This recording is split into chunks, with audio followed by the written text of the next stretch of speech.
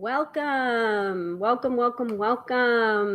to another episode of Tarot by Hilary Live. Hello. Before I do some introductions, who I am, especially if you are watching this for the first time, let us do the intro video. So I will be back in about 26 seconds.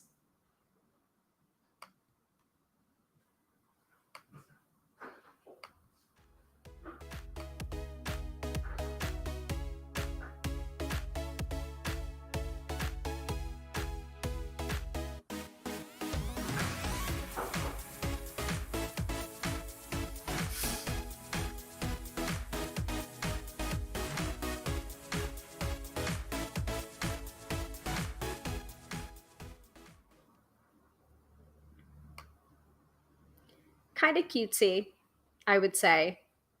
I don't know if I can necessarily make the claim that the AI wrote for me, learned to give great party readings without any faux pas. But that is this week's episode. This week's topic is tarot party reading do's and don'ts, or the do's and don'ts of party readings, what to do, what not to do, based on someone that has been reading tarot for a number of years and also in a party setting as well. So I know that when I was a younger tarot reader, I definitely stuck my foot in it. I definitely did. And the purpose of this episode is not necessarily to save you from every single situation, because there's no way that anyone can really do that. But I can definitely tell you the ways in which I have tripped and fallen flat on my face with regard to party readings and the lessons that I've learned from that, so that you can make your own unique mistakes. Because I think those lessons, those mistakes, those oopsie moments are going to be a much more powerful tool for you, or a much more meaningful lesson for you, than me just telling you do this or don't do this, right? And Katie is here. Hello, Katie. And Katie says, learn from your experiences, hopefully. Exactly, right. Ooh, yeah, so it looks like my third-party live streaming software got a little bit of a sexy update. So I'm like still getting used to it. It's still the same studio setting that I have, but it looks a little bit more streamlined, and it has a little bit more of a like an animation transition. I like it very much. Thank you very much, Be Live. Round of applause for Be Live. Yes, exactly, Katie. Bound to have our own mistakes. Precisely. So welcome to another episode. I am Hilary, professional tarot reader and EFT tapping practitioner, demystifying the mystical and putting you in touch with the most beautiful of gifts, your own intuition. Because yes, my friends, do not argue with me. I believe that you have intuition too. And the purpose of this live stream that I do on Friday nights, 6:30 or 6:45 p.m. Eastern Standard Time, is to teach, to educate, to possibly pull a couple of cards, to really put you in touch with your own intuition. I access my intuition through tarot and through Lenormand and different cartomancy systems, but you can access your intuition in a completely different way, and it is still your intuition, and it's still absolutely valid, because no two people really intuit things in the same way. And actually, that was the subject of today's Card Slingers Coast to Coast episode that was just released today for spooky season. And also for Friday the 13th is it's an episode on, I think the name of the episode is Everyone's a Little Bit Psychic. And so we talk a little bit about that. And I think it was a listener question that we got a long time ago. I think when we first started doing the podcast. And for some reason, it stayed in our mailbag and we didn't tackle it. I think we've tackled that concept of how we intuit things We've touched upon that topic across several of the episodes of Card Slingers Coast to Coast. But I don't think we've ever done an episode that is completely and solely on that topic of how do you intuit things and how do you strengthen your psychic muscles. So we finally got around to recording an episode solely on, one, everybody's a little bit psychic, and two, how do you strengthen your psychic muscles if that's the case? If that's the case that everyone's a little bit psychic, then how do I grow that ability? Because I believe that it's a muscle that you can strengthen. And I believe Jamie and Liz also had that same sensibility about it. So check out that episode of Card Slingers. It just came out today. And then there is also another episode that I released for my own standalone podcast, the Tarot by Hilary podcast, on sharing your readings and talking about your readings, because I can't talk about your readings because then I would be violating the trust that I cultivate with my tarot clients. So I can't talk about your readings, but you can talk about your readings. You can talk about your information because it's your information to talk about or not, or use or not. So it's a really short episode, and check that out. Fran is also here. Welcome to Fran. So yeah, tonight's topic, though, is about the do's and don'ts of party readings, and knowing that, learn from my mistakes, and have the courage to make your own mistakes, because you're going to make mistakes. And that's another thing that I mentioned on the Card Slingers podcast episode this week, the one that we released today, was you're going to make mistakes when you're first reading. You're going to be wrong. And I don't really understand where this fear of being wrong has completely stopped us from learning anything, basically. Because who do you know? Or think about your own life. Since when were you ever good at something and completely perfect at something on the first try that you did it? Oh, that's right. Like, never? Well, welcome to the club. So that is a genuine part of learning, is you're going to be more wrong than right at first. And to push through it and work through it, and also pay attention to those moments where it's just like, I don't think I intuited that correctly, but did I know? Like, did I know beforehand, or did I see something else? And did I censor myself, or did I try to interpret the symbol instead of just saying the damn symbol, which would probably be more meaningful to the client than interpreting the symbol that I got? You know, like, there are ways in which you make mistakes, but you can also learn from those mistakes, especially in reading or, anything else. So anyway, that is the topic of tonight's episode. And basically, I'm just going to give some anecdotal information and advice. Some of it's going to be practical. Some of it's going to be really specific based on my own experience in doing party readings. And I am going to have some book recommendations for you as well. A couple of them are coming to mind at the moment, besides just my book, which is way more about learning tarot than, the ins and outs of tarot business.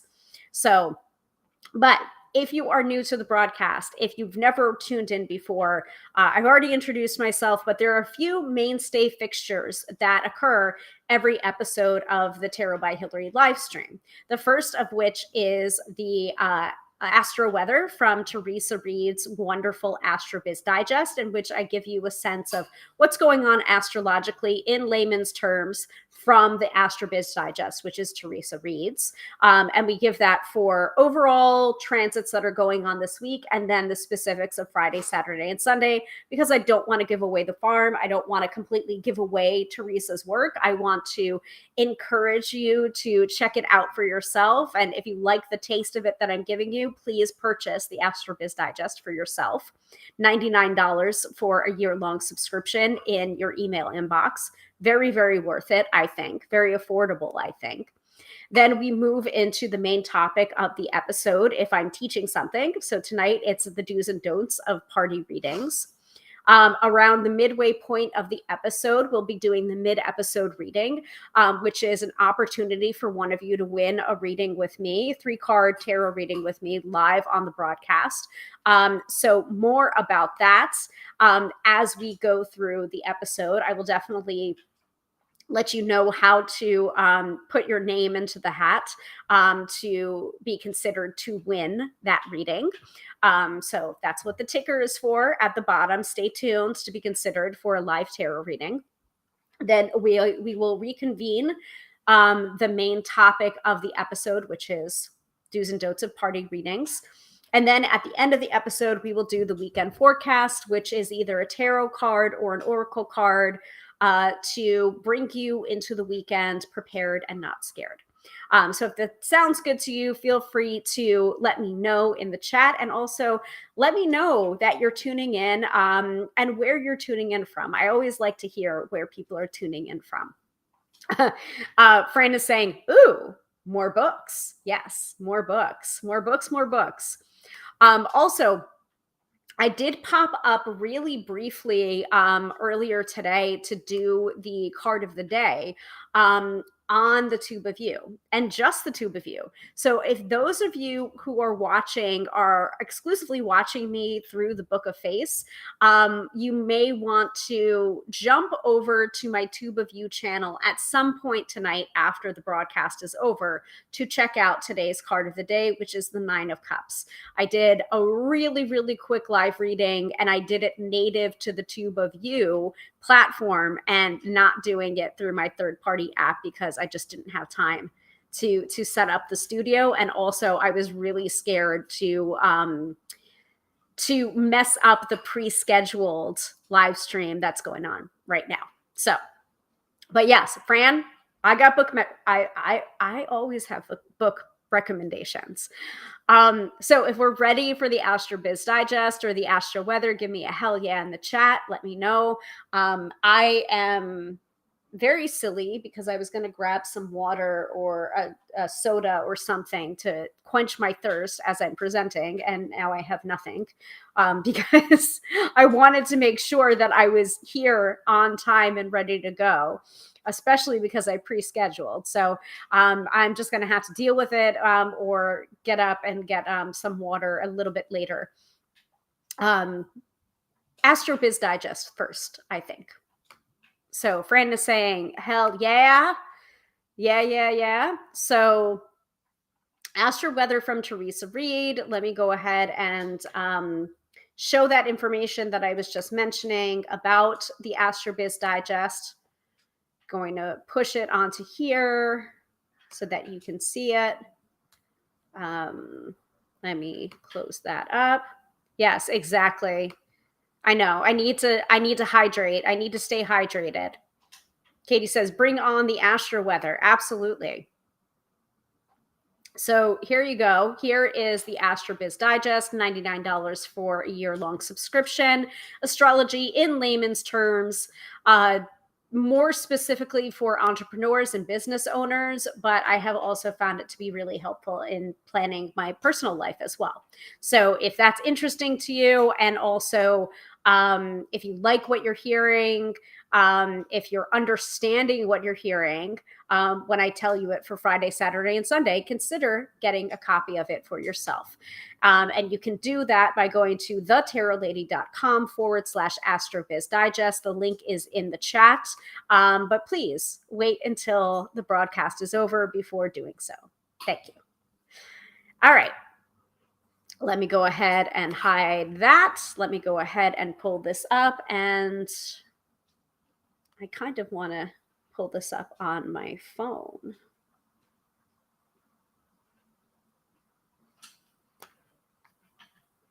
Let us see.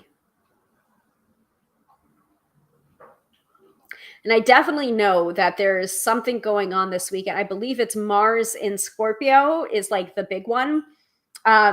And I did do a gram of Insta Live the other day with a little bit of tarot and tapping.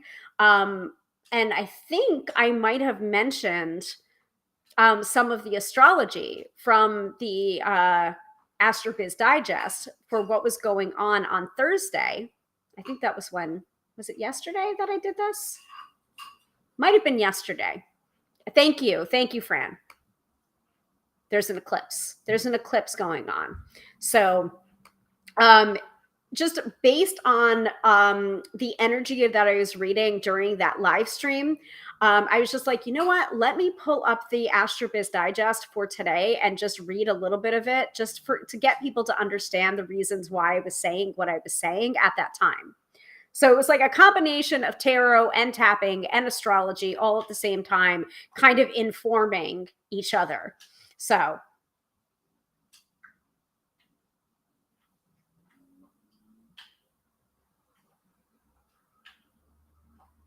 and it's been a lot. You guys have been keeping me really busy, and I appreciate it. Yeah, so yeah, I feel like I'm doing this all over again. Like I feel like I've definitely got this sense of deja vu going on here, but listen, this is the time that I do the astro weather. So gotta do it. So this week is hella important, so pay attention. Pluto stations direct on the 10th. So that's already happened. That happened 3 days ago. After months of pondering and waiting, you can move forward with large scale changes. Tear down the structures that no longer support or excite you. Release what you've outgrown. Make way for new, innovative projects and offerings. Soon, Pluto will be in Aquarius, the most future oriented thinker of all the signs. 2024 is the beginning of a new era. Don't get left behind by running your biz like it's still 1999. Stay current, set trends, and welcome the strange. Next up, Mars enters Scorpio on the 12th. That happened.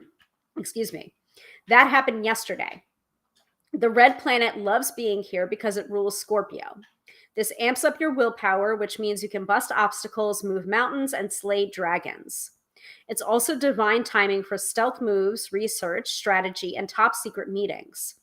Do your due diligence and you'll kick major ass all the way until November 24th when Mars enters Sagittarius. Finally, and this is what Fran was mentioning before, the best for last, the new moon solar eclipse in Libra occurs on the 14th, which is tomorrow. A new partnership may emerge around this day. If that happens, pay attention. It could be significant. It's also possible a legal situation may need your attention. Do not ignore it. Handle any issues swiftly if you want to avoid problems. I would not recommend starting a lawsuit at this time. Remember, eclipses are wild cards. It's best to let the moon dust settle before making a move or a stink. All right, so those are the 3 big transits that are going on for this week or starting this week. Any questions so far before we move into the specifics of Friday, Saturday, and Sunday?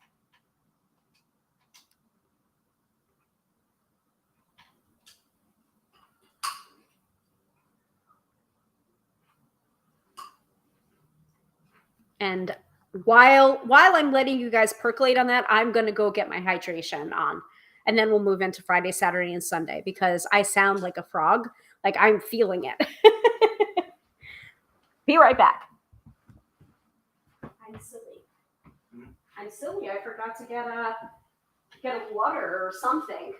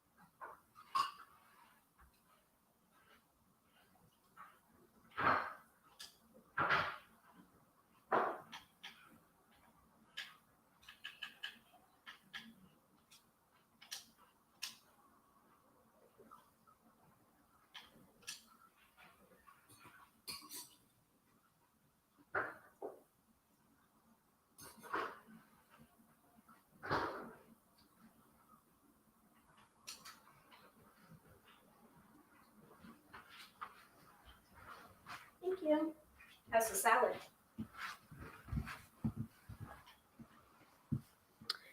Oh, all right. I am back with my ginger ale.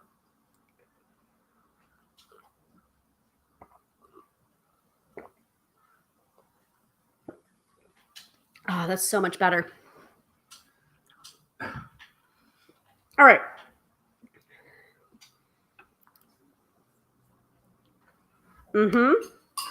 So Katie says that Pluto Direct got tradespeople booked into doing work at my house. People I've been waiting months for, out of the blue, are calling to get started. They started yesterday. Hopefully, mostly will finish next week. Nice. So that is a great example of astrology in action.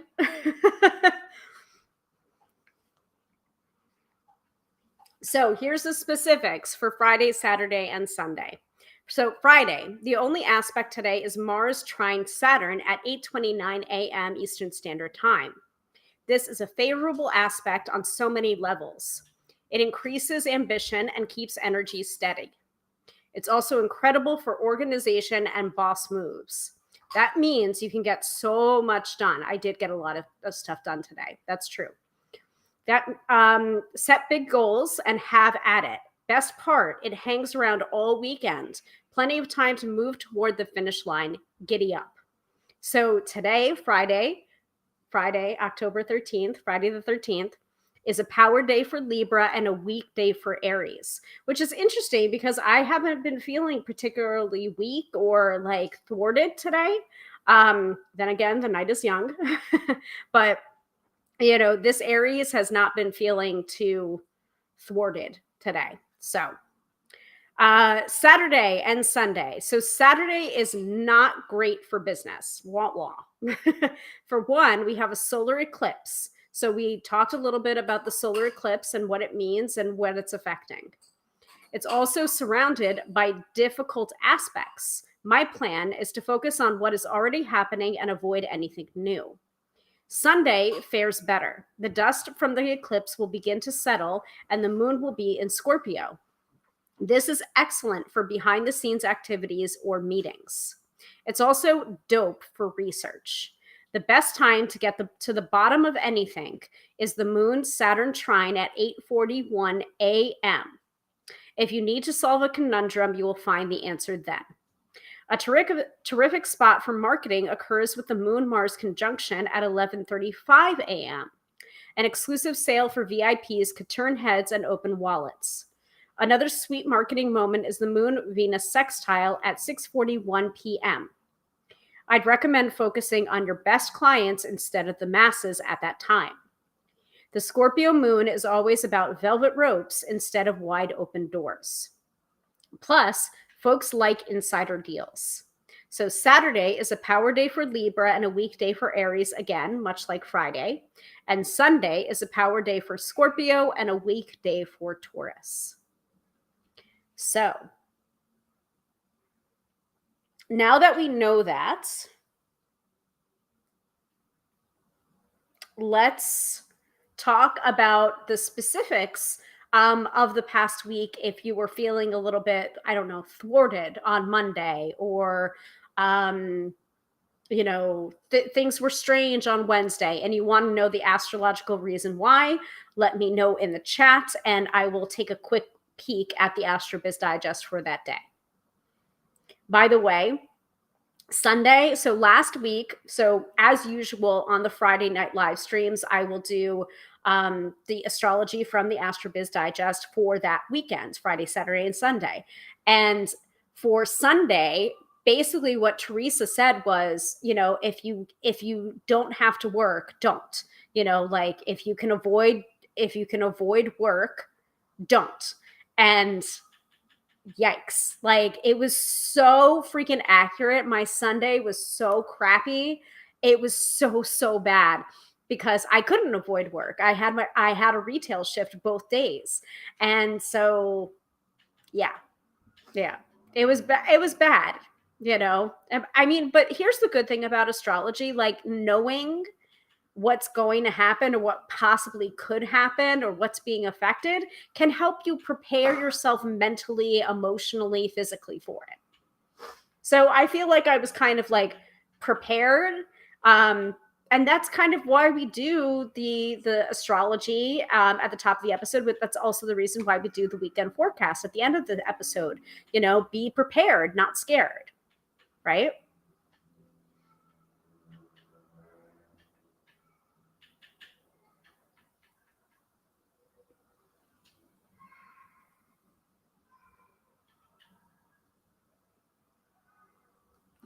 So I'm going to give it another minute or so, and then we'll move into the main topic of tonight's episode, which is party readings. And also, I want to hear from you. What questions do you have about party readings? Because it's always more fun to answer the questions of the people that are here live. I mean, we always do the replay. Replays are very important too. Some people can't tune in every week, and I understand that. But I'm glad that I have the archives that I have, so that you can do a quick search of my Tube of You channel and find this information when you need it.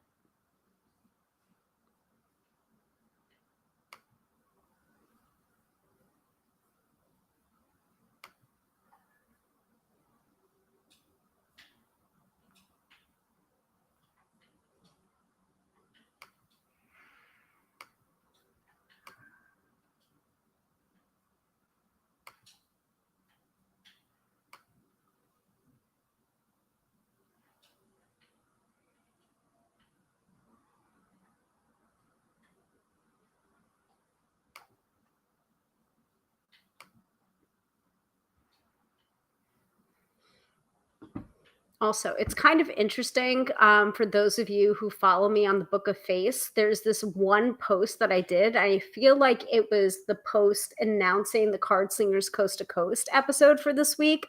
And it just keeps on getting hit with spammers. And I keep on having to go in and block the people and, basically report them for spamming. And it looks like, yep, it looks like no exception. It's another person. And it's the same message. So I'm going to go ahead and report that comment for spam and also block that person. And done. And hit refresh. So ridiculous. All right. Anyone have any questions for Friday, Saturday, not Friday, Saturday, Sunday, Monday, Tuesday, Wednesday, Thursday? I know that Tuesday was a little bit difficult for some people, and it was definitely, there was a reason for that. I feel like it was a square. Oh, Venus opposing Saturn. Business frustration or financial delays. Be light with your marketing and patient with the public. And clients could be demanding, or peer could be disappointing. Try not to take any nonsense seriously. So that was my bad day for this week, other than Sunday, which I already knew Sunday was going to be bad.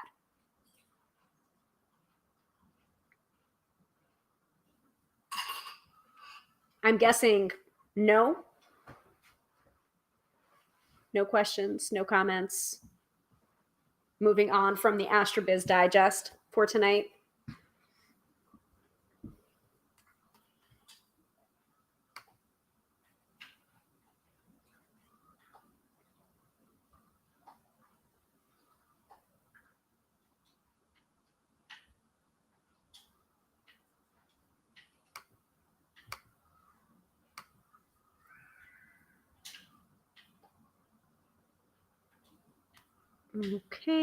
Okay. All right, all good here. Okay.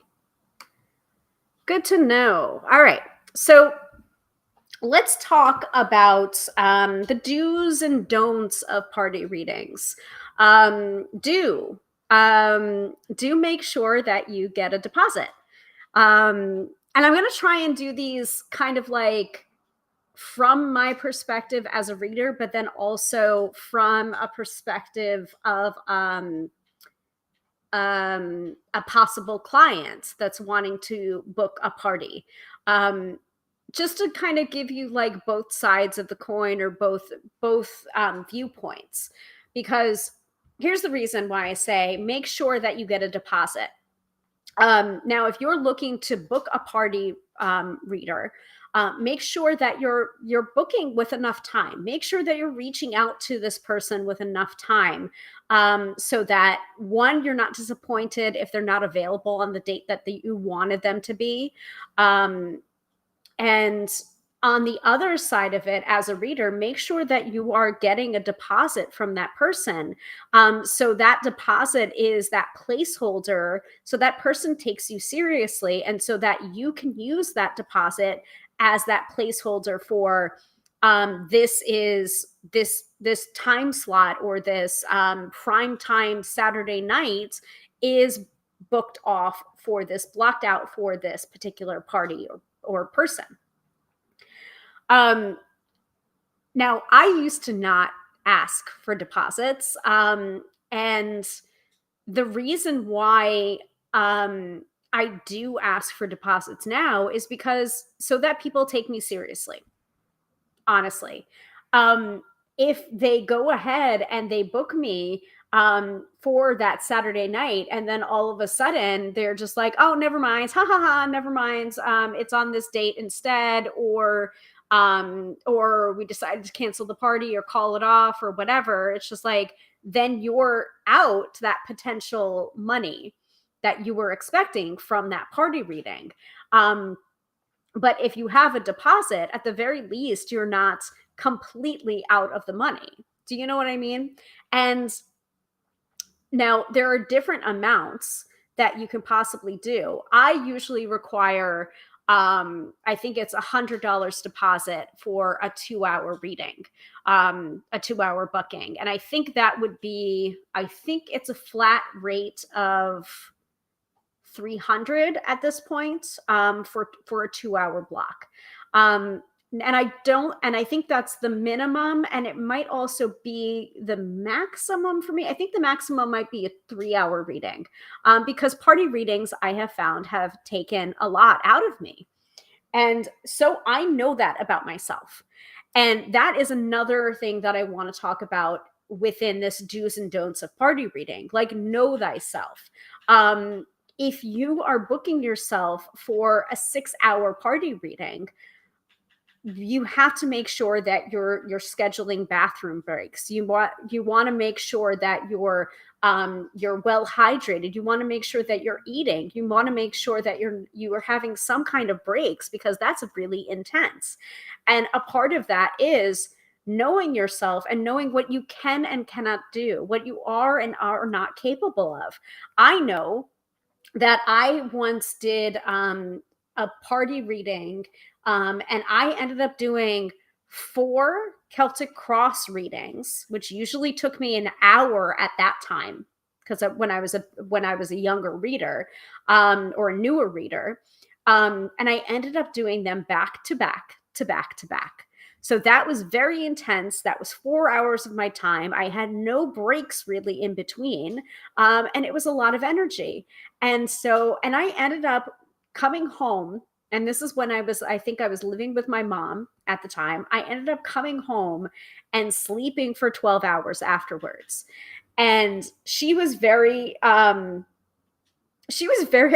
very concerned about me, because like she ended up, I think, having to wake me up and being like, oh, are you sick?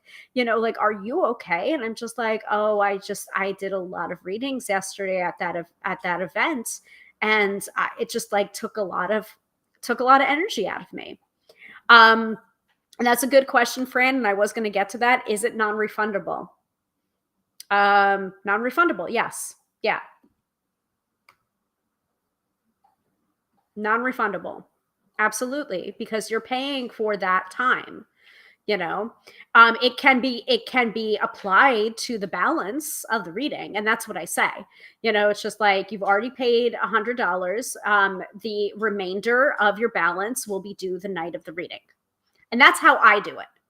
Now, there are other readers that are just like, no, you got to pay me upfront.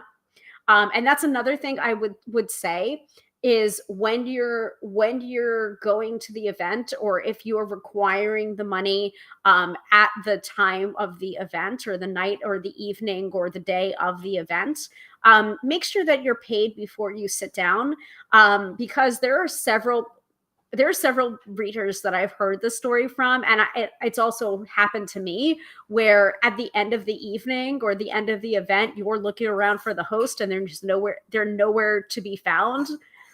So like that, you can get paid. Try to manage that ahead of time by getting the money up front.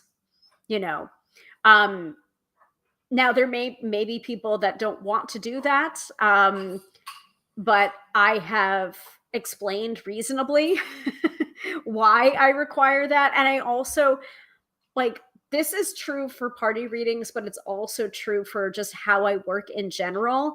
Is it's so much easier to manage expectations when you're very clear about the expectations and how you work up front before there is any money exchanged. You know, like, for phone readings or for Skype readings, I require payment while booking,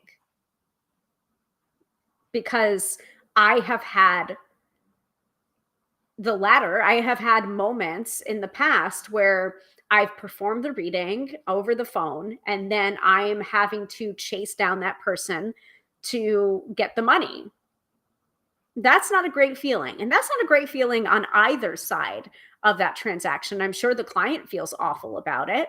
And even if they don't, like, that can't be a good feeling. And I feel awful about having to chase them down. So this is, yeah. Yeah, Katie, your business conditions are as stated. All businesses need to do that. Yes, I agree. And that's another thing that I think a lot of people need to understand if they want to do this as a business, if they want to become a professional tarot reader. It's not just about performing the service. It's not just about um, um, reading cards, reading for people all day long. You also have to know how to set yourself up for success, know how to set yourself up to process payments, know how to set yourself up in the way of technology, know how to set yourself up on, are you going to offer your recordings for your readings? Is that going to be calculated within your costs, or is it going to be something that you offer for an additional cost? These are all things. And also, like, professional tarot reading, you do have to be a professional. And I think that is part of the reason why it's very hard to be taken seriously as a tarot reader, when there are so many people that are like, ha, la, la, la, la, I'm just going to read cards and get money, and it's going to be so easy, and la, la, la, la, and I don't have to think about that. And it's flaky, and it doesn't make the rest of us look good either. So it's just like, we have to hold ourselves to a higher standard of professionalism in order to be taken seriously at all, let alone on the level of other businesses that are considered more legitimate than ours. And I feel like I went into a tangent there, but that's just how it is. What else? So yeah, requiring a deposit, and also being very clear to get the money up front. And let me give some phrasing too. I have a lot of templates that I store for some of this stuff too. That way I can just, like, as I'm writing it, I don't have to write it in the moment. I can just I can just copy and paste and, like, drop it into the email. where it's just like, oh, okay, I see you booked this, and I see that the event will be happening here, and according to my policies, your event happens to be within my geographic area. So, any tolls or gas costs or travel expenses are included. But if it wasn't, like, here's the amount of travel expenses that I require in addition to the baseline for the event. Um, like, these are all of the things that you have to think of when you are doing party readings. Is how far away is the venue? Is it at a venue? Do you need insurance as well? There are some hotels, there are some venues or events that require you to have insurance in order to be able to even get a booth or a vendor space. So these are all these are all things to consider if you are doing party readings. Let's see what else. And please, chime in as you think of questions. Like, that's the beauty of doing this live, is I can answer your questions on camera in real time. So, and even there's no such thing as a silly or a stupid question, especially not for this kind of topic or subject. Katie says, just because your business is for entertainment purposes only, as the law requires in some states, thank you for bringing that up. Some customers would want to not pay seriously. Yet if they get an entertainer to a party, they have to pay just as seriously. Yes, correct. Exactly. Exactly.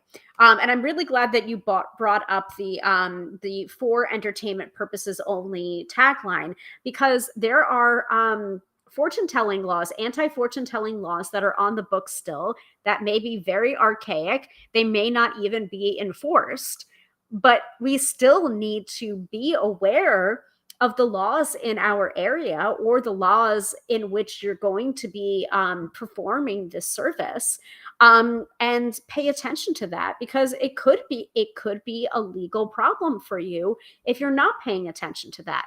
And also, the disclaimer for entertainment purposes only, it can only do so much. It's a very, like, it's a small thing, and it can really cover a lot of bases, but it doesn't cover all the bases, which is the reason why I have a longer disclaimer in my email signature, and also when I am performing that service of email readings, or phone readings, or Skype readings. And I'm happy to read that disclaimer to all of you right now, too. Just to give you a sense of, like, these are all things to consider, the do's and the don'ts of party reading. This is also kind of the do's and the don'ts of tarot reading in general. You've got to have that baseline too. So let me see here, because I have my personal email address. Now I have my business address. So let me pull that up, and I'll read you that disclaimer. And I also have I believe I have a check mark as well, as people are booking or reading with me. I think I require them to check mark as an acknowledgement of, please let me know you've read this disclaimer before going any further. And that's a required check mark. You have to check that off. You have to say, yes, I read it. And I think Fran has a question, so I will get to that in a second.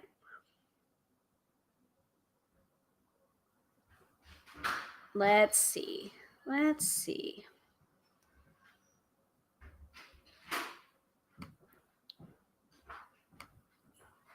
Okay. So it's fine print. It's tiny. And I will see if I can put it into the chat. I might not be able to. It might be too many characters for me to do so. Yeah.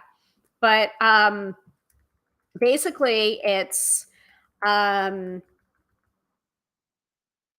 please. There we go. Got it. So, disclaimer, this site is for entertainment purposes only. By participating in reading my tarot service website, blog, or email series, you acknowledge that I am not a lawyer. licensed psychologist, financial advisor, business consultant, or health care professional. And my services do not replace the care of attorneys, business consultants, financial advisors, psychologists, or other healthcare professionals. Tarot is in no way to be construed or substituted as psychological counseling or any other type of therapy or medical advice. I will at all times exercise my best professional efforts, skills, and care. However, I cannot guarantee the outcome of tarot efforts and or recommendations on my website or blog, and my comments about the outcome are expressions of opinion only. I cannot make any guarantees other than to deliver the tarot services purchased as described. So that's the longer disclaimer that I have in fine print um, when I think you book a reading, and then also if I'm corresponding with you over email, you will also see that in the fine print. So that's another consideration to have, that do's and don'ts of party readings. Make sure that everyone understands what your disclaimer is. So, Fran asks, when traveling long distance, do you require the ability to bring a companion or safety buddy? Sometimes. Sometimes, yes. Actually, that's a really good question, Fran. So, more for public events rather than private events, have I done that before? I do remember Mr. Tarot by Hilary, before he was Mr. Tarot by Hilary, came with me to the launch party of Tarot of the Burrows, which is my friend Courtney Weber's deck. And she asked two readers to that party. And so I basically asked, "Oh, can my boyfriend come?" I think we might have been engaged at the time. No, no, I think we were dating seriously at the time, but he has now become Mr. Tarot by Hilary that we all know and love. But he ended up coming, and it was actually really good that he came because it was in a public place, but it was in a bar, and there was someone that was giving off really weird vibes, and and that person ended up, I think, talking to him, and he was just like, "Oh, that's my girlfriend." And then like the guy apparently like left quickly afterwards. So that was nice. That's just one example, companion or safety buddy. But yes, I do have my procedures basically where if I'm going to someone's house for a reading, and this is true not just for parties, but also if I happen to be going for like a longer reading and the location is at someone's house, I will give that person's name and address and leave it for my husband, so that he knows exactly where I am, where I'll be, and any other details. So for in case God forbid anything happens, they know of my last known location. So that's how I happen to work it. And before I was married, I would leave that information for my mother. So but I mean, if it's something like that, or if it's traveling long distance, and I don't feel entirely comfortable, I may ask the host or the hostess, I need my assistant. I need an assistant to come with me to like manage my line, basically. Manage the list of people getting a reading. And if that's okay, then great. If it's not, but I will usually, you know, contact the host or the hostess beforehand and say like the amount of people. And this is another thing that I do for party readings, by the way, is I ask, if it's a private event, like how many people do you anticipate wanting a reading? Because not everyone that's showing up to the party is going to want a tarot reading. This is something that I've experienced a lot too, where it's just like there are some people that are like, I want to be first. And then there are other people that are like, as far away from me as they possibly can be. And most of the time, if someone's throwing a party, they're going to know exactly who's going to want a reading and who is going to be like, nope, nope, nope, nope, nope. so that I get a sense of a head count beforehand, so that I can then see what the client is asking for, and then how much time each person is going to get based on that and based on the head count. I hope that answers your question, Fran. Katie asks, if a customer, one of the party goers, reacts strongly, such as getting very upset, such as crying with your reading, what responsibility do you feel you should take? This is a good one. How do you protect the party goer? Is that, hold on. And please report and block this person that is, offering ancestral readings. Like, this is ridiculous, and you all know it, and it's annoying. And I'm going to go ahead and report that comment right now.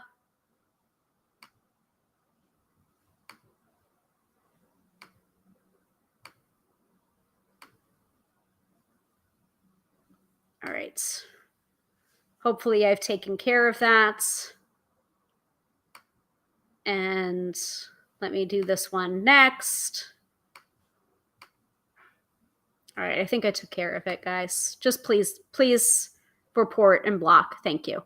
Okay, so how do you protect the party goer? Is that by requesting a slightly private area? Some customers booking you might want you to be a performer for a group of onlookers, even if they know each other. What are your thoughts, and how do you treat a situation or being asked to do a group setting? All of these are really, really, really great questions. So I'll try and answer each of them in turn, because all of this has happened to me, so I can speak pretty expertly on that. So if a customer reacts strongly, such as getting very upset, such as crying with your reading, what responsibility do you feel you should take?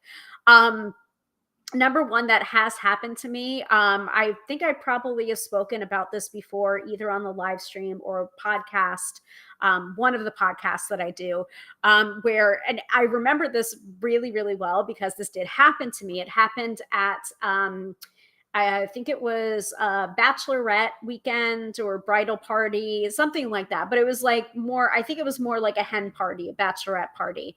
And they were originally from Boston. And this was I think this was maybe a week after the Boston Marathon bombing. So I was like, listen, guys, if you need to cancel, I understand completely. No harm, no foul. You will absolutely get a refund. If you've already paid a deposit. And I think at that part in my career, I wasn't requiring a deposit. But I was just these things happen, and they were from the Boston area. And they were just like, no, we're coming. And they ended up getting a room at a boutique hotel down in the city. And so I remember doing readings, and I was on a couch, and then I had the cards on the couch sitting next to me. Basically, that was kind of like my reading table. So I was sitting on the couch, the other person was sitting on the couch, and we were kind of turned catty corner, and we're using the surface of the couch for the cards. And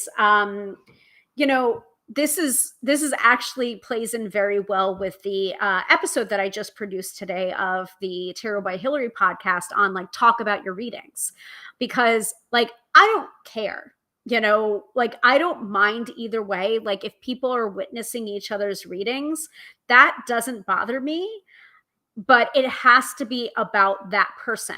It's just if you want this to be more private, I will tell this person to go away. Go to the other side of the room. It's just this is about your comfort. It's about the person that I'm reading for's comfort rather than what anybody else is doing. And I will speak, even if it's the host or the hostess that's trying to horn in there and be like, I want to hear your reading. It's just well, she doesn't want you to. So it's just I know, I understand that you're paying me, but if this is going to be a problem, I'm just going to stop right now. And nobody's getting readings. Do you know what I mean? So I never balk about being very straightforward or saying something firm. if it's in service to the person that's sitting across from me. So so that's like a little bit, I don't know, maybe a little bit more than you were asking for on this, but like this has happened to me where the person did react strongly. They started crying right away. And I do remember the circumstances of the reading. I basically said, like, don't remember the cards, but I remember, like, wow, like you've gone through it. And it's just like, it is a miracle that you're sitting here right now. And she just went and burst into tears. So it wasn't anything horrible that I was saying. It was actually like a really nice reading, more of confirmation of everything that she went through, but she burst into tears. Now, what responsibility do I feel I should take? Yes, I'm responsible for making her cry, I guess. But I also looked to the other people around her that was witnessing her reading, which she said was okay. And they kind of like walked her away from me, and then they were kind of helping her through that. And they said, like, no, you're fine. We've got her. So, and I do tend to keep my party readings fairly light in nature, without then trying to like pull them into a deeper reading. Do you know what I mean? Like, it's just like, we only have 5 minutes, or we only have 10 minutes for your reading. So let me try and maximize your time or your reading as much as possible. But if you want to get more into this, like, this is all we have time for right now, but here's my card. And you can book a longer session with me where we can go into more detail. So it's like, it's an acknowledgement that maybe some readings, this is not the time or the place for this reading. But then sometimes the tarot just does whatever the fuck it wants. And it's just like, no, you're given this reading and you're giving it now, and let the chips fall as they may. So I do feel some responsibility for it. And so I do try and keep expectations light, and fun. But sometimes that reading needs to happen, How do I project the party goer? I project them. I will project them by doing what they want, which is, if you want people around to listen to your reading, that's fine. The more the merrier. Like, anyone can listen, it's fine. But if I do sense that the reading is going into a direction that may necessitate a little bit more privacy, I will shoo people away and be like, yeah, this is not for you. Let's go. And most of the time people set me up in a separate space or a different room for the readings, and then people can come and go as they want to. So yes, sometimes I will request a slightly more private area, but most people that will book me for a party reading will do that. I think there has only been like one time that I've kind of done a little gallery style, which was really fun. Like, I didn't think I was able to do that until I started doing it, and that was really, really fun. So, yeah, some customers booking you might want you to be a performer for a group of onlookers, even if they know each other. What are your thoughts? How do you treat that situation of being asked to do a group setting? I enjoyed it, actually. Like, it kind of did person to person, but then all of a sudden, like, everyone was there and they were kind of looking and watching. And so I started to like pull the cards and be like, you're the jokester of the group. And it's just like, don't play that prank. Like, don't do it right now. Like, now's not the time or space. And it's just like, I know everyone loves you here and they'll like deal with it, but it's just like, don't do it.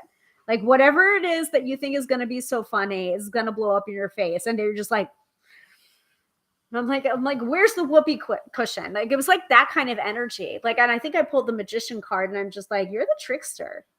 It's just like, but you have a more serious side, and and everyone was just like, oh, she got you, so that was actually kind of fun. But most of the time people will set me up in a private area. And then people will come to me as they want their reading. And then sometimes people will come in and ask. They'll be like, oh, can I bring my friend in? And I'm just like, as long as you feel comfortable with your friend sitting here and listening to your reading, absolutely, it doesn't matter to me. There are some readers that it's just like, they feel like they get muddled when there's two people there, like the reading gets muddled. I don't feel that way. It's just like most of the time, it's just like if the intention is there, it's just like, oh, I'm sitting and witnessing this reading. And I actually sometimes prefer it, especially when people are in denial about a situation that I'm reading about. I will look to the friends and I'm just like, because the person I'm reading for might be shaking their head like, no, no, no, no, no. And then the friend is just like, yeah, keep going. Yeah. Like, yeah, he's no good. Keep going. I enjoy that. So I hope that answered your question.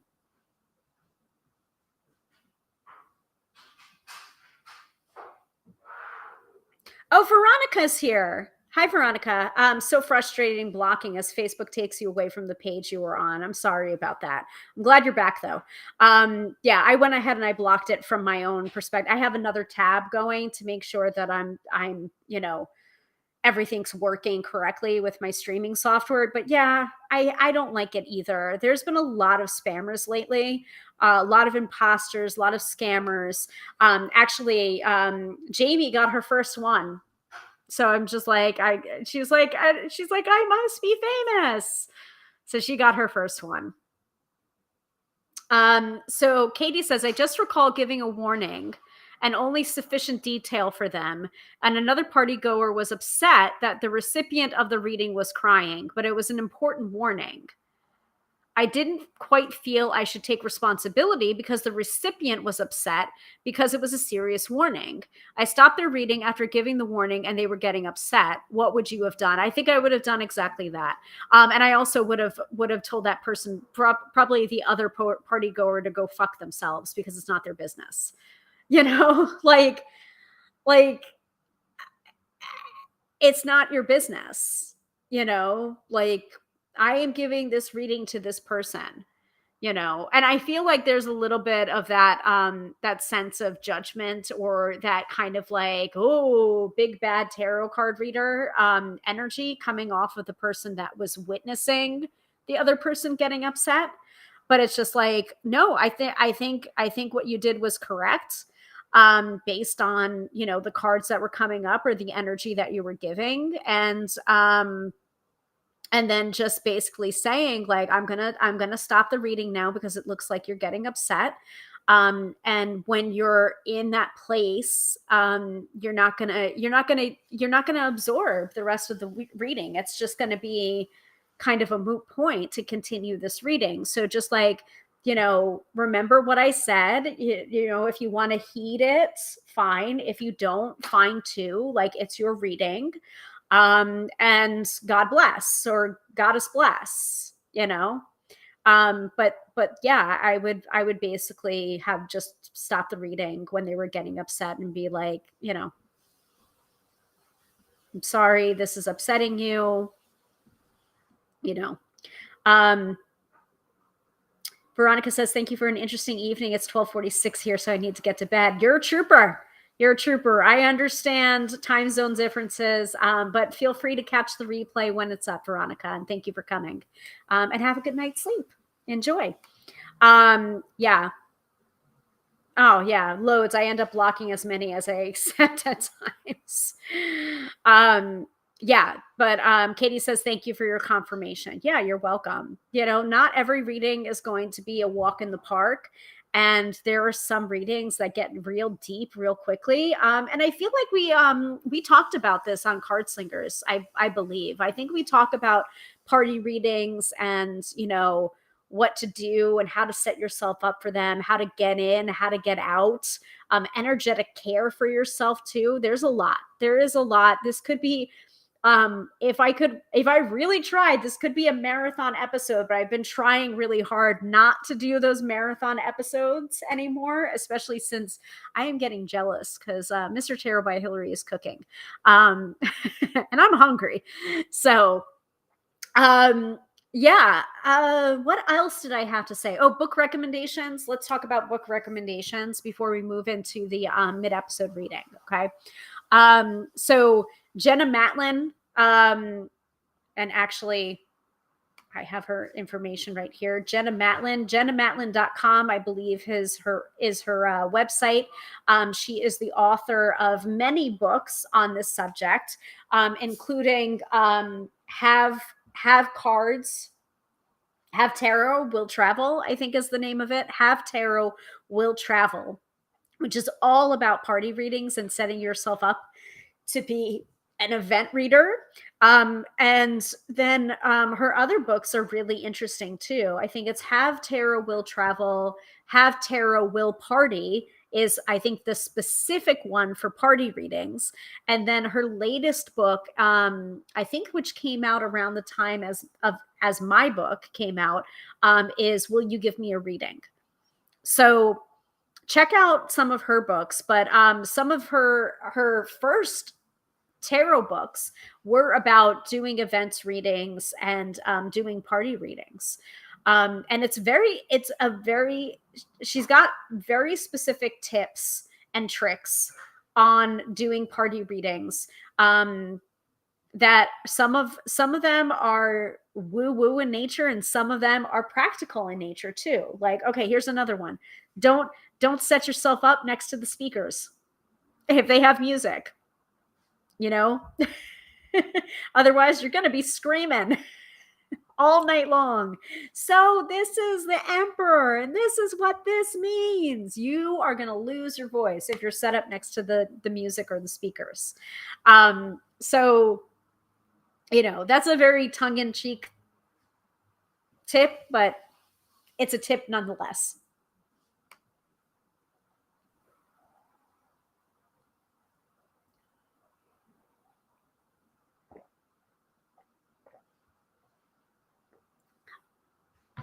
Here's another thing.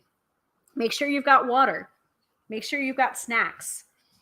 Knowing yourself, you know, knowing your limitations, knowing how long you can read for,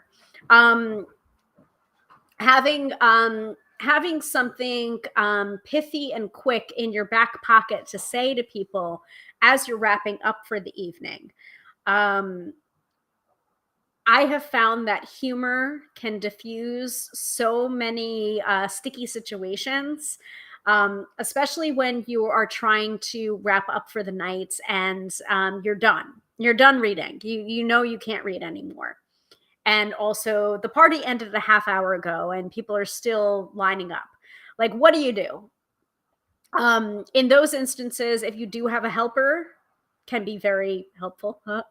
If you do have an assistant that you brought with you, you can have your assistant say, you know, like, unfortunately, we're done for the evening, you know, and then hand out your business card, or make a little offer to them too. There was something that I used to do for party readings if someone didn't get to get a reading with me, and that's going to happen. Like, you know, if you're booked for readings and the head count is, I don't know, 30 people, and you're only booked for an hour or 2 hours, like, do the math. What's the quickest you can read for someone?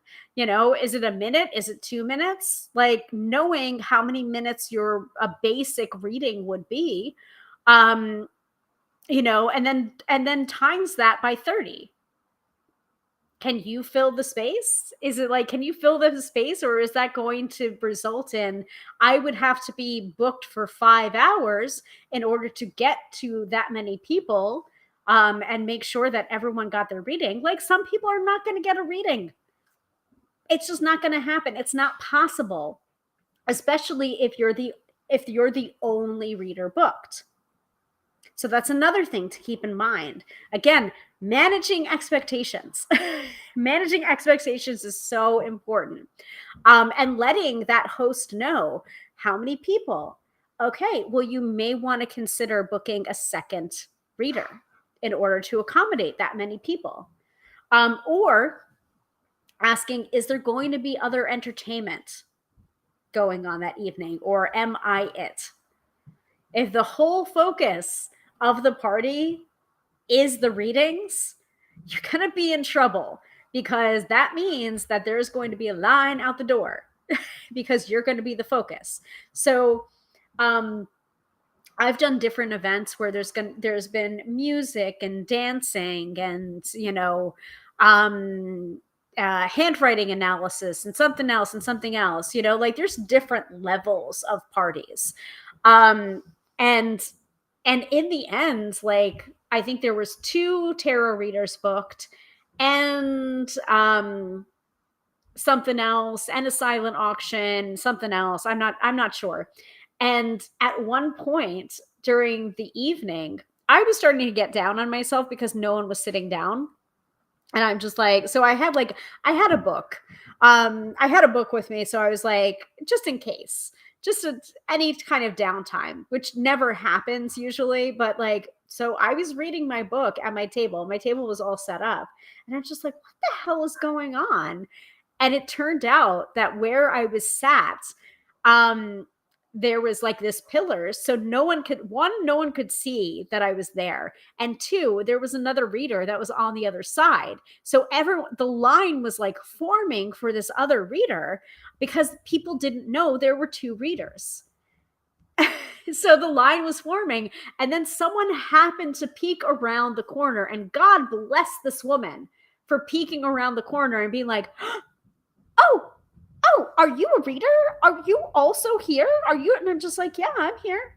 I'm here. Come on over, sit down. And she's like, and then she turned to the line that apparently was over on the other side that I couldn't see. And she's like, there's another reader over here. And then all of a sudden, there was this shift of like 10 people because they just didn't know. So that's another consideration too, is to, know where you're located in the party. You do want to be in a secluded spot, but if the host is a good host, they'll let people know, hey, we have a tarot reader and they're up in the upstairs bedroom, if you want to go and get a reading, or like making a list too, just having a list of names. That way people can get in line without being in line. And so they can enjoy the party without having to like wait online the entire evening for a reading. And that way you can just look at the list, especially if you're the only person. If you don't have an assistant working your list, you can do it yourself, and just like cross people off as they get their reading and just look at the list and be like, okay, the next person is blank, like come on over for your reading. And if that person doesn't respond in enough time, just move to the next name on the list. So again, do's and don'ts of party reading. There are some really prosaic and practical advice, and then there's some things where it's just like, how do you deal with someone crying at your table? You deal with it, or you cut off the reading, or like you also feel your way. If you know that reading is important, deliver that reading. So Katie asks, what do you suggest as a minimum time for a reading? I was thinking 10 minutes for longest time, or maybe 5 minutes for a 3-card reading. 5 minutes for a 3-card reading is normally what I do for parties, depending on the amount of people. Again, the head count, getting the head count ahead of time is really helpful. And then sometimes I will time it out so that the host or the hostess gets a little bit of a longer reading because it's their party, and they can get a longer reading if they want to. And then the rest of the people would get 5 minutes for a 3-card reading. And then I have a timer. You can get an egg timer. You can get a meditation timer. I have a meditation timer that has a nice pleasant chime when the time is up. So I'll use that. Yeah. So yeah, roughly 5 minutes, 5 minutes for a 3-card reading. And if it's a yes or no question, even better. Knock it out. Because some readings don't require 5 minutes. Some readings, it's just like, and then here's what I also like to do for events. I like to work with the host or the hostess, and they have an announcement at the start so that I don't have to say the same thing to each person as they're sitting down. and taking up valuable time in which we could just get to the reading. So I will basically make an announcement at the start of the party and be like, hi, I'm a tarot reader. I'm Hilary, come to here if you want your reading, or I'll have a list going. I don't bite hard. You know, you can come and get a reading, or if you want to. If you don't want to, that's fine too. No one's going to make you. And if someone's making you, like, I will talk to them for you. So like, no one's going to force you to get a reading if you don't want a reading. And I'll be over here. Most of the readings are going to be 5 minutes long, come over, and it's just like, I'm not going to tell you anything that you don't already know on some level. So basically, like, very basic spiel that I would give to most people that have never had a tarot reading before, to kind of assuage any fears, or again, managing expectations up front.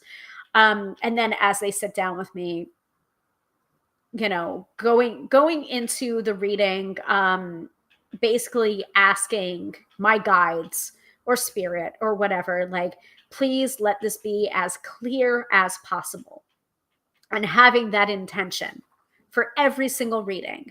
Please let this reading be as clear as possible, and please let this reading be as helpful as possible for this person. Now, what I was saying before, and I forgot to say it, was when you're ending the night, using the sense of humor is very important, especially if people are just like, oh, I wanted a reading with you, and now I was scared to get a reading with you, and then I heard how wonderful they were and everything, so can I get a reading? And you're literally like packing up your bag. I basically just tell the truth and make it as funny as possible. I'm just like, oh, honey, you don't want a reading from me right now. I've just been reading for 3 hours. Like, I'm no good to you. And it's very true. It's true. It's funny, but it's true. It's just like, you don't want a reading from me right now. And it's just like, here's my card if you want to book a session. There was a time, I don't do it so much anymore, but there was a time that I created a coupon code, and did little printouts where it's just like, if you didn't get a reading, use this coupon code and you'll get an email reading. Best I could do. But I don't do that anymore now, because most of the time people do understand, it's finite, it's limited. If you didn't get a reading from me because everyone got the readings and you were on the fence about it, and then all of a sudden you plucked up the courage by the time that I was done with readings, like, that's on you, man. So there's only so much I can do. I'm only human. So keep on thinking of those questions about the do's and don'ts of party readings. Let's do the mid-episode reading, which is your opportunity to get a reading from me live here on the broadcast. And to be considered for a live reading, all you have to do is comment in the chat as soon as the lottery jar is up. So got the lottery jar and I've got the snake. So go ahead and comment, and your name will be in the jar. And then after a couple of minutes, we will select a winner. Did you? Is that mine or is that yours? It's mine. Do you want to try it? But I thought you were making it sooner. I got hungry. You got hungry? I was going to make it a little bit later, and then I saw it was 8 o'clock. I know. I can eat and read at the same time. Do you want to dish me up? Here, you take this one. No. I'll make myself one. Don't worry about it. I didn't eat that much out of it. Yeah. I want my bowl. And also tantrums. Want cheese? Yes, please. And I'll have some salad after. Yeah, I had salad first. Oh, Suzanne is here. So thank you. This has been so helpful. And also, you're now entered to win the mid-episode reading. Suzanne, is there any particular questions that you had about party readings, do's and don'ts?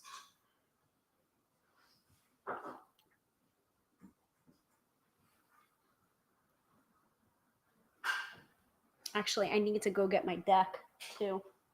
I've got this. I've got the Oracle card for the weekend forecast. I do have the Mystic Mondays tarot as well, which I can use, but I kind of wanted my my go-to deck, which is right over there. I can see it. So go ahead and comment if you want to be considered for the mid-episode reading. I will be right back in a second.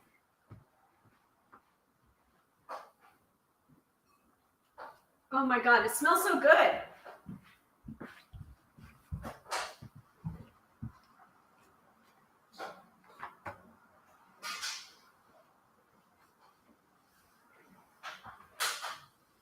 All right, I'm going to also put up the countdown widget. And I will close that up in 3 minutes and 33 seconds. Okay, so Suzanne said, my last party booking was canceled due to COVID. Didn't ask for a deposit at that time, but will in the future. And I mean, yeah, it's up to you what you want to enforce or not enforce, especially in terms of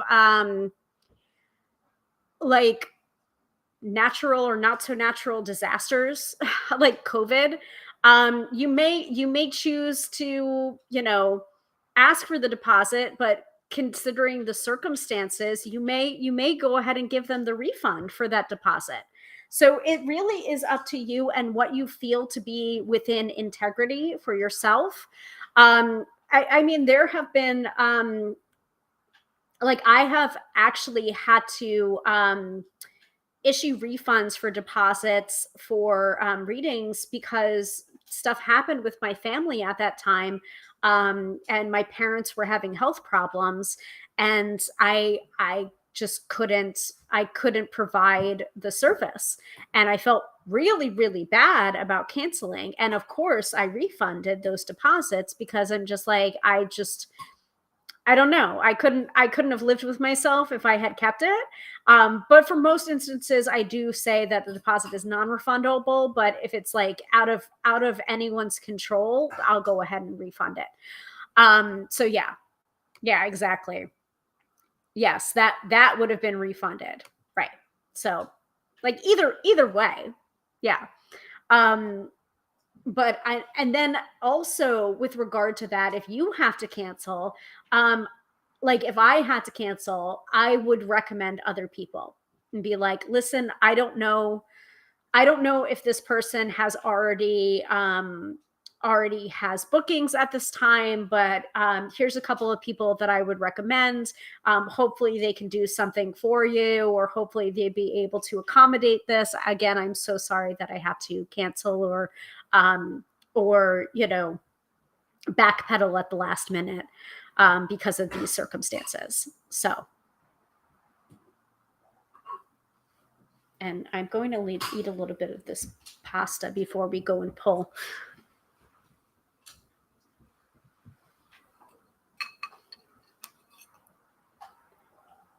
Did you know there is a type of live stream that people do called, like, I think it's called mukbang, where they just eat.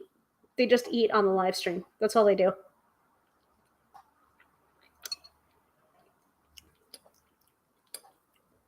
I'm generally in favor of that.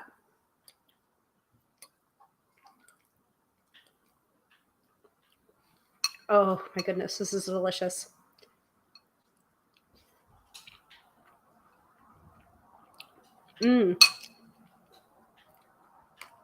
So Suzanne says my readings are now mainly at fairs and festivals. Yeah. So if you don't have a copy of Jenna Matlin's Have Tarot Will Travel and Have Tarot Will Party, I would definitely recommend picking it up.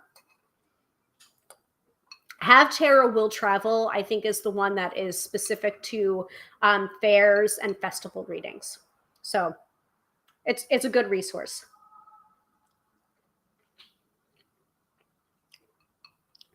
Especially when you're trying to decide whether or not to do a festival or apply for a festival. Because it's just like a lot of the time festivals have like a vendor booth, like you have to pay for your vending slot. And you know, you then have to work out, okay, well, how many readings would I have to do during this event in order to not only, pay myself back for that, for the space, but also exceed it so that I'm not just breaking even.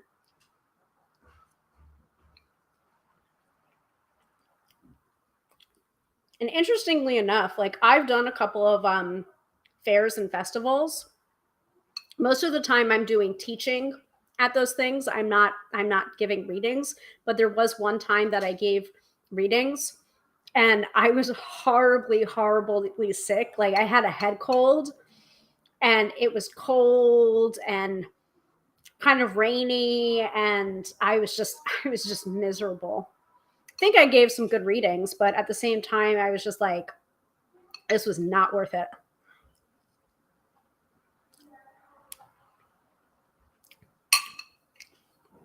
All right, shall we pull the winner? This is really good, honey. Yeah, I really like it. Really, really good. Do we have more?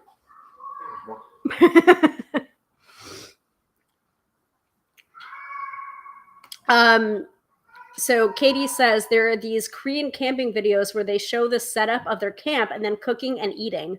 They are relaxing, especially if it's raining at the camp, so that soft sound is going on in the background. I prefer those to mukbang, which just makes me hungry. I'm sorry. I'm sorry, but I was smelling it. And Mr. Terror by Hilary had said to me, like, when I hear you winding down, because apparently he knows when I'm winding down in the live stream, he was like, I'll start the pasta. And he couldn't wait. He was so hungry. So I'm like smelling. I'm like, oh, you cooked. I want it now. All right, let us pull. So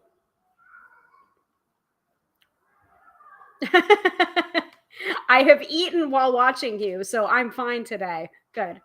Okay, good. All right, let us get a winner.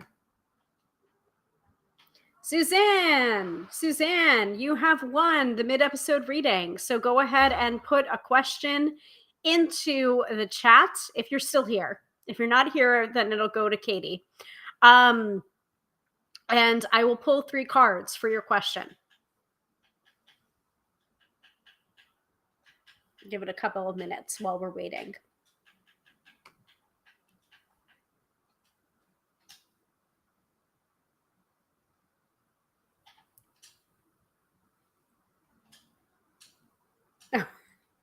Good to know. I'm usually late because I'm eating dinner. I hear ya.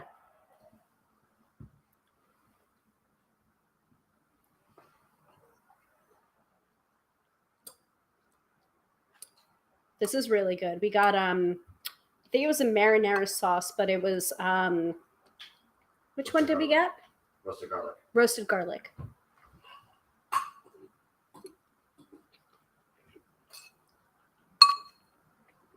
And he nearly forgot the Parmesan cheese. But I remembered at the store. So I was the hero of the day.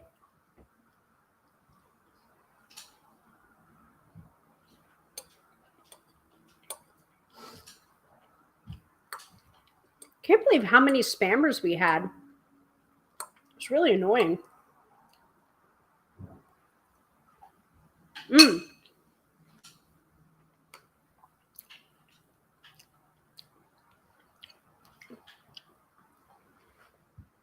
All right. So I have my trusty Radiant Rider-Waite-Smith, and Suzanne's question is it in my best interest to continue writing my novel? Thank you. Well, and I have self-doubt a lot of the time. Well, first of all, I'm going to say yes without the cards.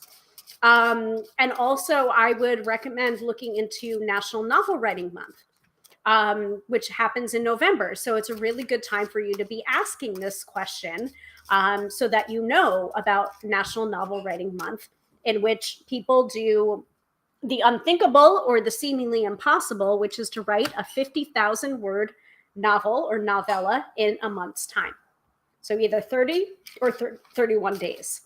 So it's really great, and it usually happens in November. Now, you can do this at any time of the year if you want to, but most people are doing it in November. So using the momentum of other people doing this crazy idea of writing a novel in a month may help you with your motivation, may help you with self-doubt as well. So I say yes, but you're not asking me, you're asking the cards. So I'm going to pull the cards too. And if you want more information about National Novel Writing Month, it's NaNoWriMo.org, I believe is the URL. I'll put it into the chat. And Chris Beatty's book is also really helpful. And he's the founder of National Novel Writing Month too. So just a suggestion, but let's see what the cards have to say.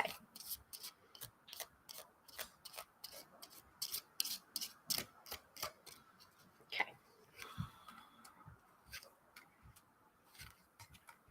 Yeah, you got to. You've got to. So the reason why I say this, reason why I'm confirming this is, and also since you do have the tarot card in your profile picture, and you were also asking about party readings and the deposit and everything, I'm going to assume that you also read tarot and are familiar with tarot. So you know that tarot is never going to really answer a yes or no question with just yes or no. It's kind of like improv like in nature, where it's like yes and, or no and, but mostly yes and. So you're getting the Chariot card reversed. I know it's been difficult. Like you were saying before, I have self-doubt a lot of the time. Like this is like, I feel like that is very representative of what happens when you have your self-doubt. The Chariot upright is just like, go, go, go, go, go. Lots of momentum. I'm glad I recommended National Novel Writing Month. And then you're getting the Chariot card reversed because it's just like, it is a problem of keeping that momentum going. Like once you've got the momentum, like it goes and goes and goes, the things that stay in motion will continue in motion. But lately with your writing, it's been a little bit of a slow going. It has been self-doubt, like you were saying, uncertainty, and also some of the things that you're writing about may be very close to you or may be representative of some people in your life, and you don't feel entirely uncomfortable like writing the truth or writing the truth about them because you're just like, oh, like it feels very transparent, like that this is this person in my life.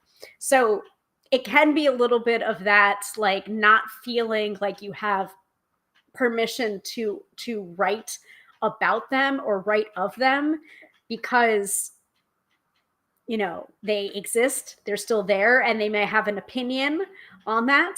But you also have a choice on who you share your writing with at this time.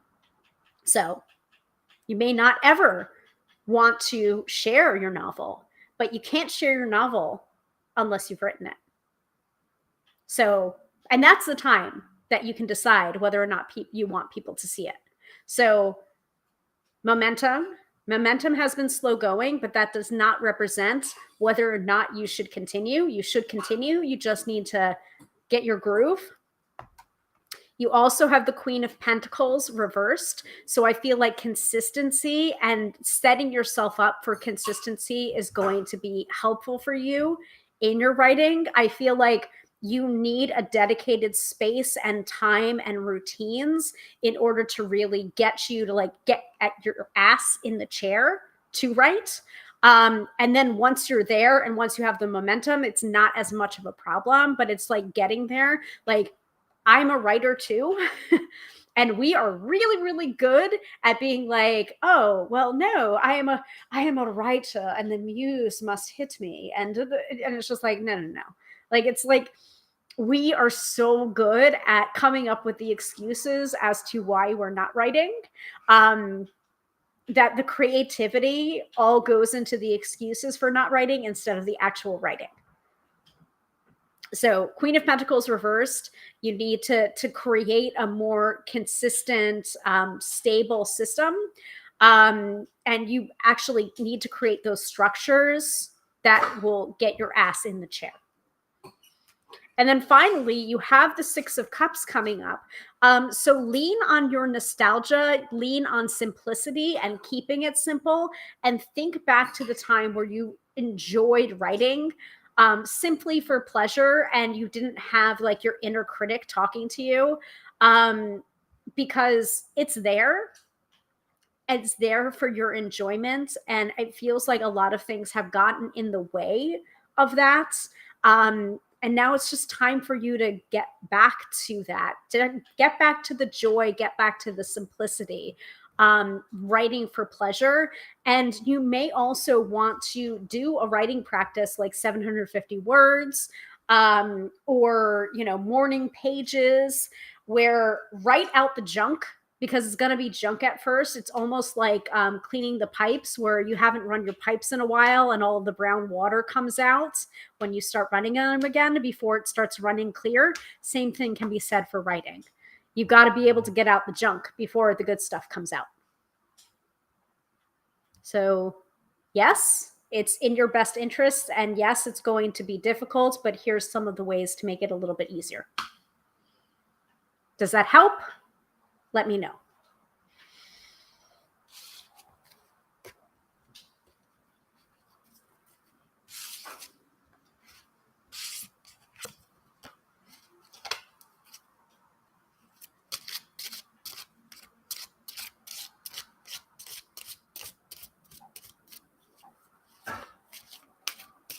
And I'm going to keep eating and talking about party readings.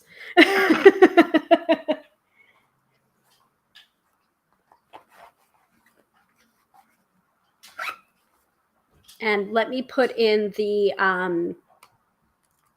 NaNoWriMo information. And also you'll be in good company because I'm going to do that again this year.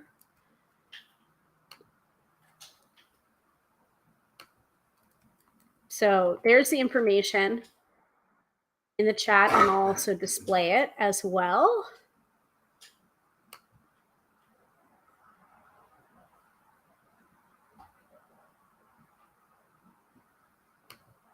And I'm going to see if Chris Beatty's book is in.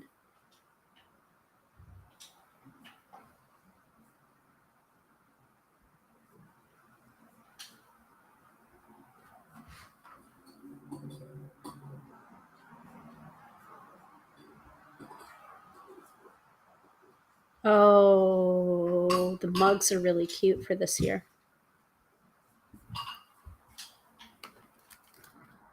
Chris Beatty. Oh, No Plot, No Problem is the name of the book.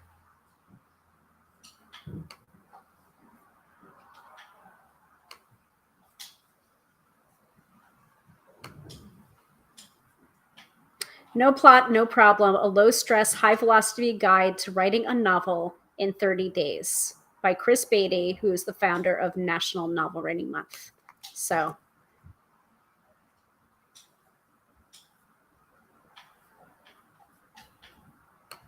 I'm going to put that into the chat as well.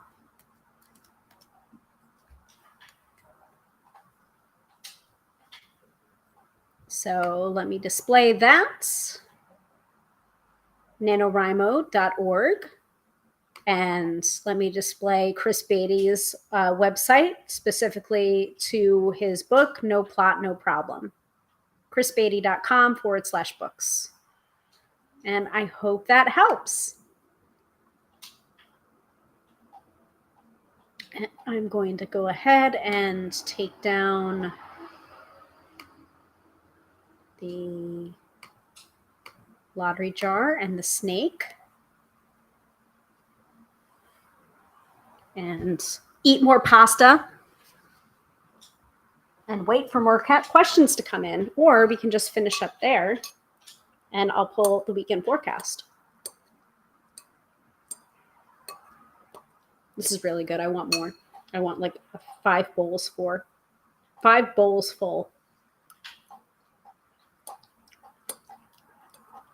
We were just craving pasta all day.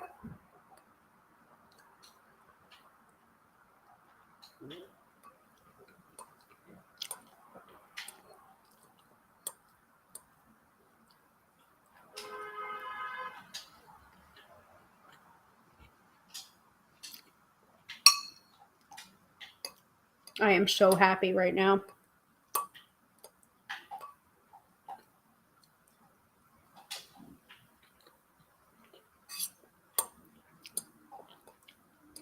Hopefully I'm still broadcasting, because it got really quiet in there.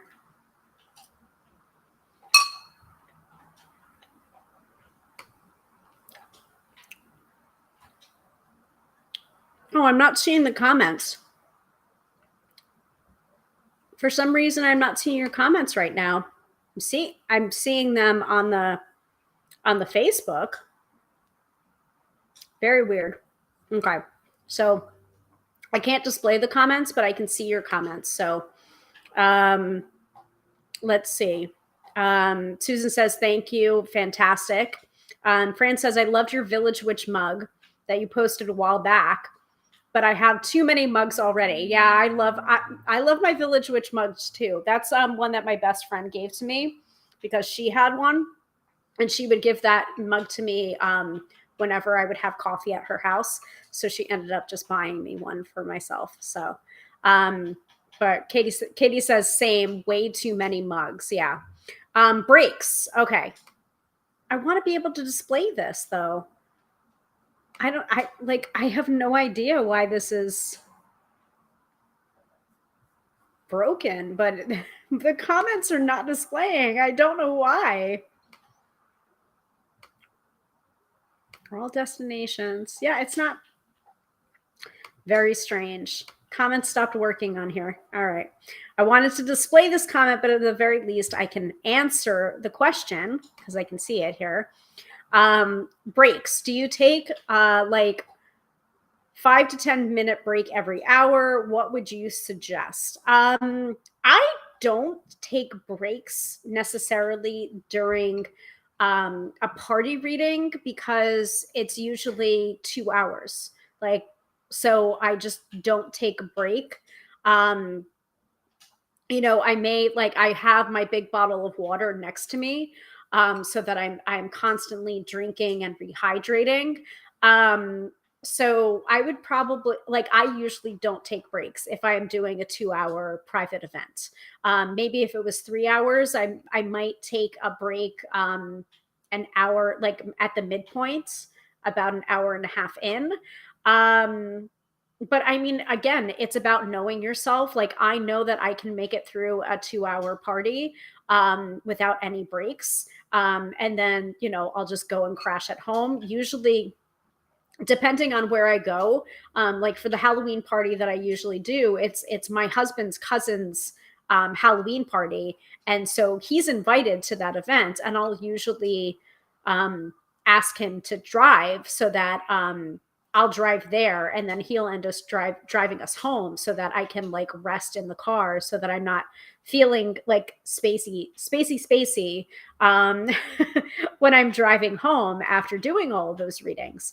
But if I don't, what I'll usually do, or if he's not with me, I'll usually ground and center and eat a little bit of food before I get on the road to go home. So I try my best to keep hydrated and eat a big meal beforehand too. Yeah. I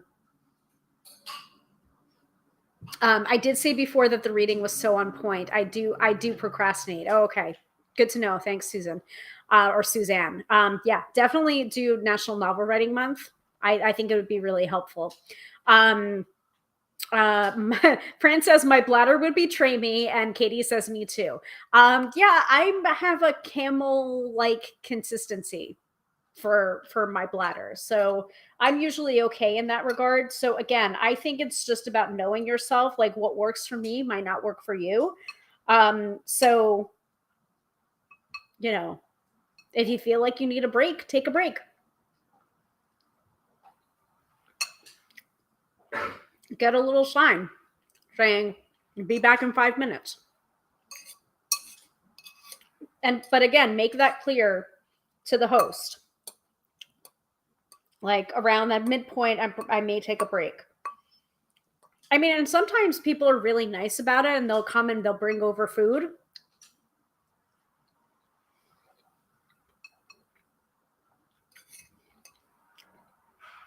Like, I did a private party and it was kind of a family reunion, and they had it at Carmine's down in the city, which is a very fancy Italian restaurant.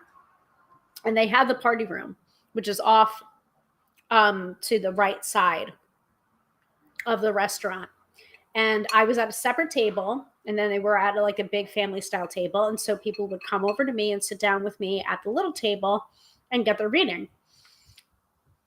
And then at a certain point, after a while, like I just had people coming over to get their reading and then like setting down a plate in front of me. And I'm just like, okay, let's put the plate to the side. I'll read your cards. And then we were like, people would sit with me and like talk about the cards and talk about tarot and everything in general as I was eating. So it was like quasi private party, doing readings, quasi educational. And then also I was getting to eat really good food. And then I ended up getting like boxes and boxes of leftovers. And she's one of my regular clients now. So that was pretty fun. Like literally, like they forced me to take so much food home. It was ridiculous. Fran says, bring me pigs in a blanket. Yeah, this is more like a little bit of pasta, a little bit of like antipasto, you know, good Italian food though. Really, really good. How can I be making myself hungry when I'm actually eating? All right. Any more questions about parties before I go ahead and I pull the weekend forecast and then stuff my face some more? I am monitoring the chat, at least the one on the Book of Face.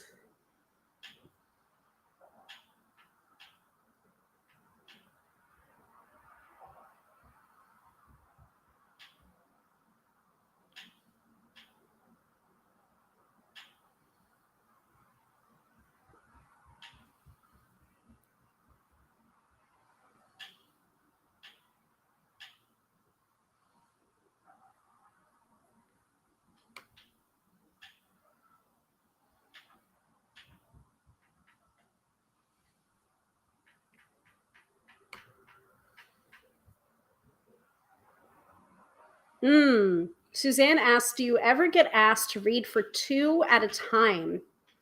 And Fran says we don't have good Italian food in Nashville. That's a shame, but I think Nashville has other perks. Do I ever get asked to read for 2 at a time? I did do this at an event reading, so it was a public event. And it was like a couples reading. And so I've done it before, but I don't necessarily like doing it because you never know what's going to come up.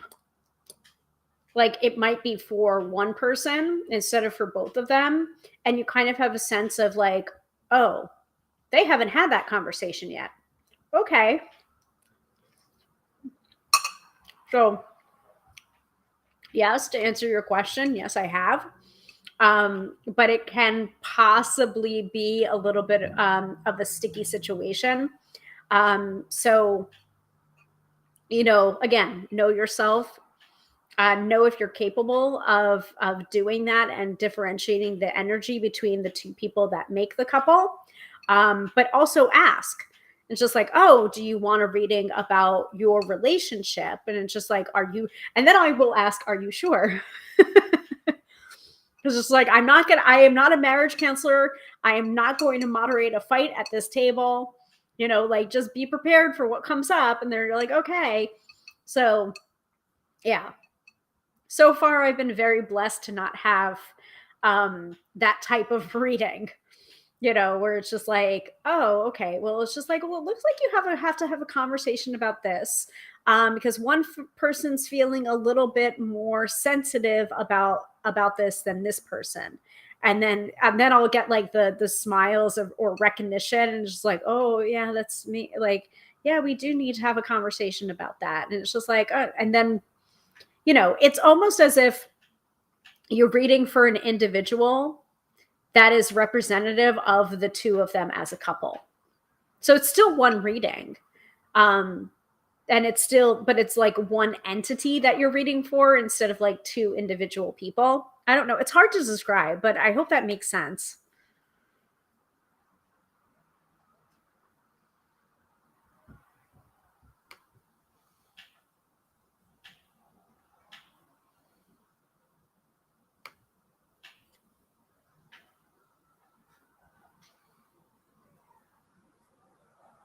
I don't like that I'm not seeing the comments through Be Live anymore. It's like, it's annoying.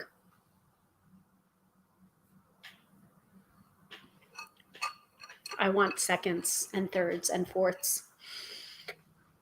All right.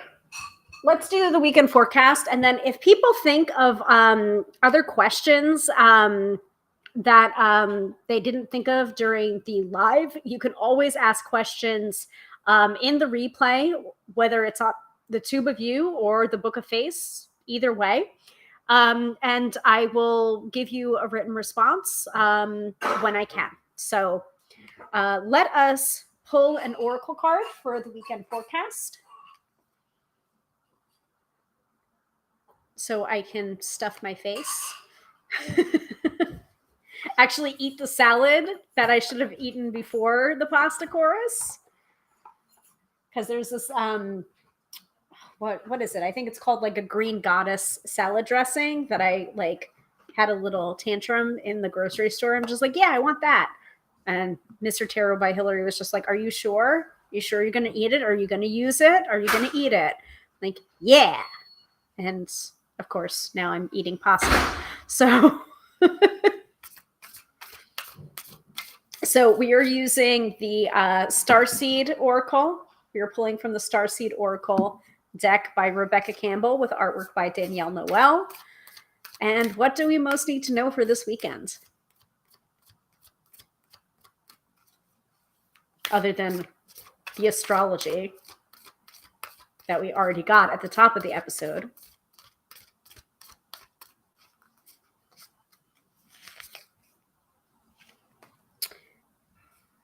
A new earth, and it's reversed. Hold on, let me readjust my headphones there.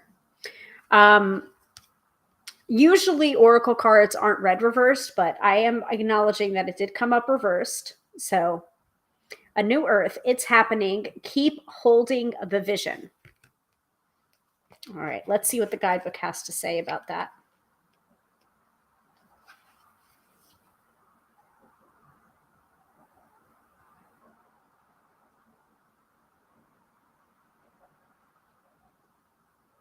I'm not sure if we got this last week. Did we get this last week? It feels again, I'm getting this sense of deja vu again. Don't give up now. You're closer than you think. I know it's hard to hold the frequency of a new age when it feels as if so much is crumbling and so many are losing faith. This is your sign that you're facing in the right direction. You have a great gift in being able to see the potential of things before they exist. Tend to the new seeds. Dream them into existence. Don't lose faith now. Keep your focus fixed. Planting new seeds and bringing about the shift of the ages is no mean feat. It requires extreme trust and a radical vision. If you pulled this card, it's a reminder to have faith. You chose to be here, to be part of this global shift. Whether you're bringing it about through prayer and meditation or through working on a new project, job, or creation, keep going. It's happening. Don't give up now. The world needs more dreamers like you, more people with hopes in their hearts. The road ahead may not be plain sailing. Ushering in a new age in times of change never is. You're being encouraged to remember that what you've been working toward for so long is almost here. Don't question yourself now. Don't waver. Dig your devotion deep. For if you do, in the not too distant future, you'll be able to sit back and watch all that you've so carefully planted and nurtured grow and blossom. It's possible. Keep focusing on your dreams. You're closer than you think. And your inquiry when this card comes up is, how can you keep holding the vision? Interesting. Very interesting. So let's remember that.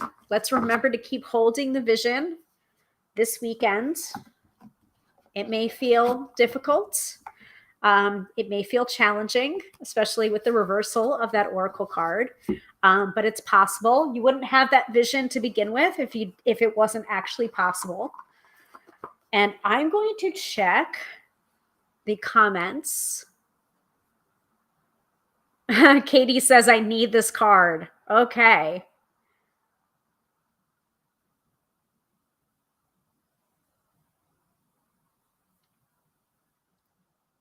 Let's see. I'm going to check the tube of you just to make sure that I'm not missing anyone's comments. I know that I'm missing people's comments completely now on here because it's just not coming up. It's not scrolling. It's not doing anything. So a little bit concerning that I can't see it through my live streaming app.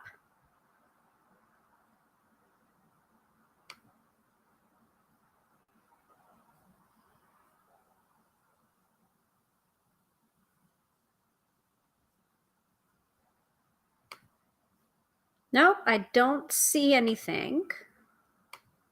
I'm going to look to make sure. Nope. Nope, nope, nope. All right. I don't know what's going on, but at least I haven't missed anyone's comments entirely. I think I might have missed Suzanne's comment from before about confirming that the reading makes sense and that you procrastinate. I don't think I saw the original comment, but I saw the second one. So, all right. I hope this episode on the do's and don'ts of party readings helped you. If you think of anything else, please let me know. Feel free to comment on the replay on the Tube of You or on the Book of Face, and I will be monitoring those comments and I will give a reply when I can.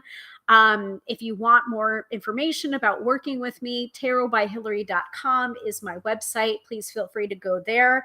And I am also not only a tarot professional and a tarot reader, but also a tapping practitioner. If you want to know more about tapping, you can also find that information there as well.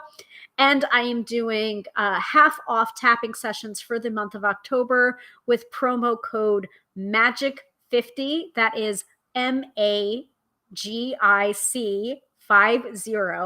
And that is for tapping sessions only. So please check that out.